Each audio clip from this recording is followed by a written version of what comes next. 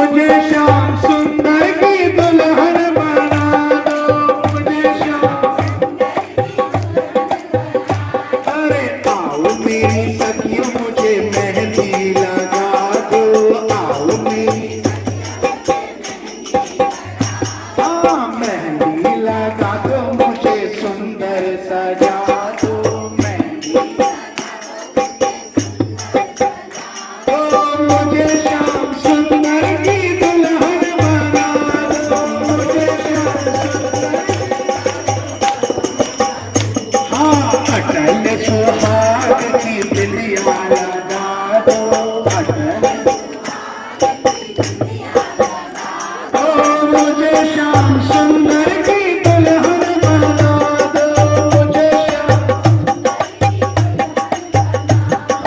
मुझे श्याम सुंदर की दुल्हन बना दो, मुझे श्याम,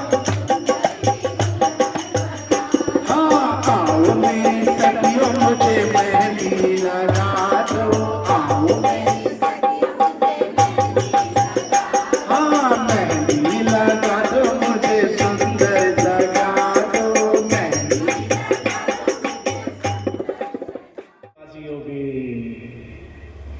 तभी तो भगवान ने गोवर्धन उठाए, अरे इंद्र की पूजा बंद कराई। क्यों?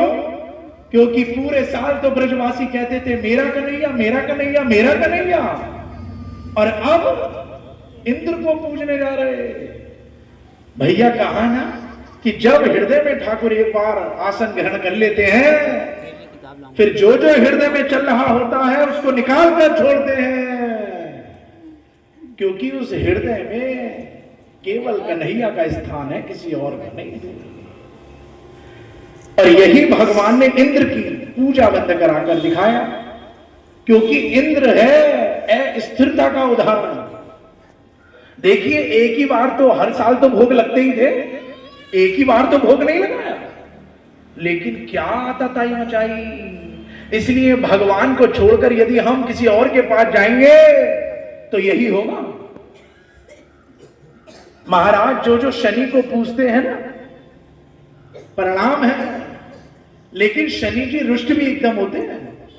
जरा सी उनकी पूजा में चूक हुई तुरंत परिणाम देते हैं गलत। और बड़े से बड़े महात्मा दशरथ जी तक उनके घरों में आ गए, घेरे में आ गए दशरथ जी। तो इधर भगवान इंद्र की पूजा बंद करा रहे हैं, अस्थिरता का उदाहरण है। अरे गुरु और गोविंद को कभी क्रोध नहीं आता। जो लोग कहते हैं कि भगवान रुष्ट हो गए, कभी रुष्ट नहीं होते। वो गुरु और गोविंद तो दुखी होते हैं, रुष्ट नहीं होते, क्रोधित नहीं होते, दुखी होते हैं। क्यों? बोले देखो मुझे छोड़कर गलत रास्ते पे जा रहा, अब दुख पाएगा। क्योंकि इंद्र का तो कर्तव्य है जल देना, और महाराज एक ही बार तो भोग नहीं लगा। क्या परिणाम हुआ देखते ही हैं आप भागवत में। बोले मारने चला है, सारे ब्रज को डुबाने चला है, मार दूंगा, बड़े बड़े पत्थर बरसाता है। हाथी की बूंद कितनी बड़ी है?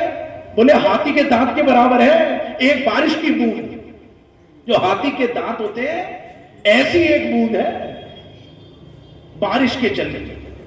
कैसी रही होगी समझिए। उजड़ रहा है पूरा ब्रज, मगर उस समय सब भगवान के पास भागे, कन्हैया कन्हैया कन्हैया। बोले देख तूने इंद्र की पूजा बंद कराई और देख क्या परिणाम हो रहा। भगवान बोले मेरे पास क्यों आए? बोले अरे तो कहां जाए? बोले तुमने लड्डू कचौड़ी पूरी किसे खिलाई, हलवा?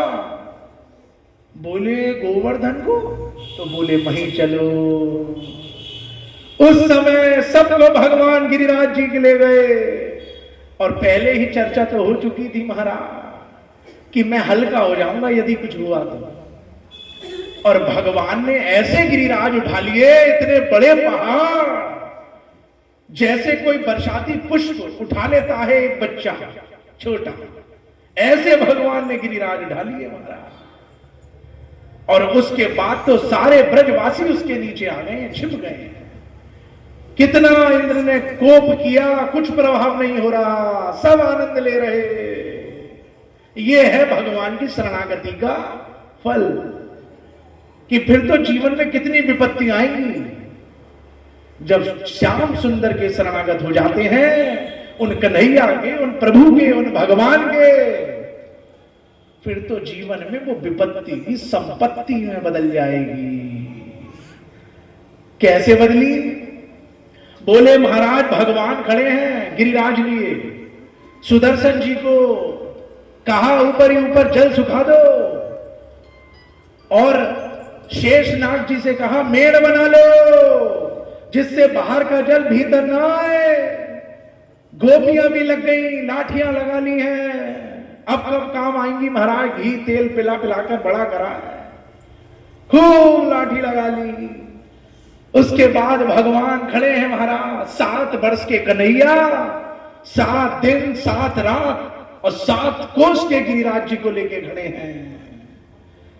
7 कोस में 84 कोस ब्रज समा गया है, एक कोस में 3 किलोमीटर, तो 7 या 21 किलोमीटर की परिक्रमा होती है। खड़े हैं भगवान, कहा तो ब्रजवासी कांप रहे थे, डर रहे थे, अब क्या कहते हैं, कन्हैया हम तो कहें अब ये ऐसे ही रहे।